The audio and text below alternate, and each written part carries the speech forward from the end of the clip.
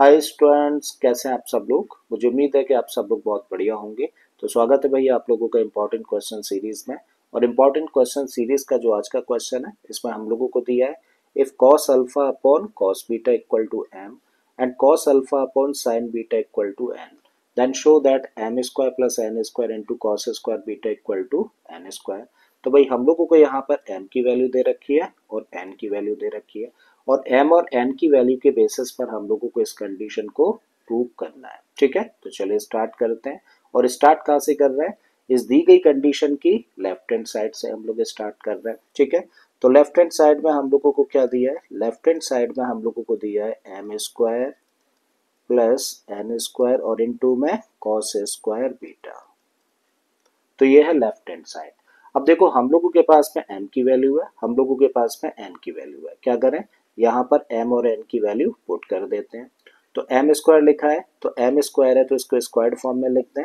m की जगह पे हम लोगों ने लिख दिया कॉस स्क्वायर अल्फा अपॉन में कॉस स्क्वायर बीटा। ठीक है, प्लस का साइन है रखिए, फिर क्या लिखा है n स्क्वायर और n की वैल्यू है cos alpha upon sine beta.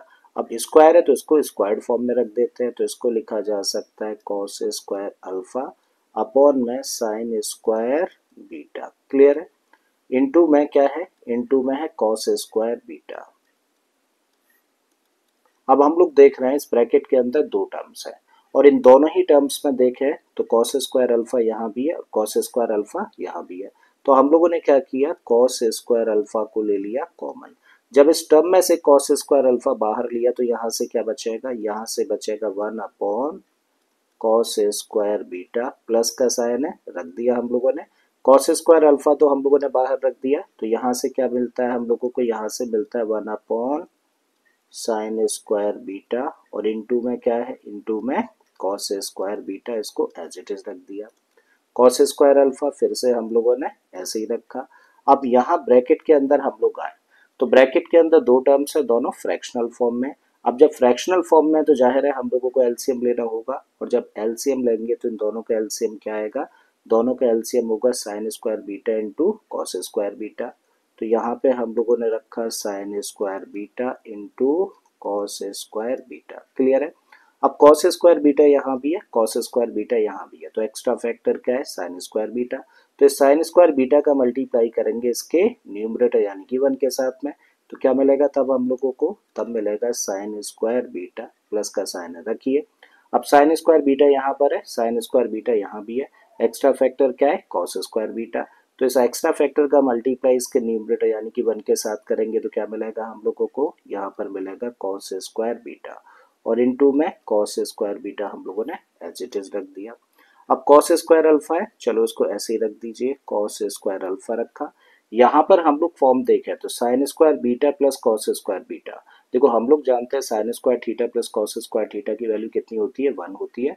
तो थीटा की जगह पे यहाँ पे क्या है, बीटा लिखा हुआ है, तो इसकी जगह पे क्या रख सकते हैं हम लोग, इसकी जगह पे रख सकते हैं 1। तो 1 रखा हम लोगों ने अपॉन में sine square beta into cos square beta और इनटू में cos square beta as it is. अब कॉस स्क्वायर बीटा देखिए ऊपर है और ये नीचे है, तो दोनों आपस में कैंसिल हो गए।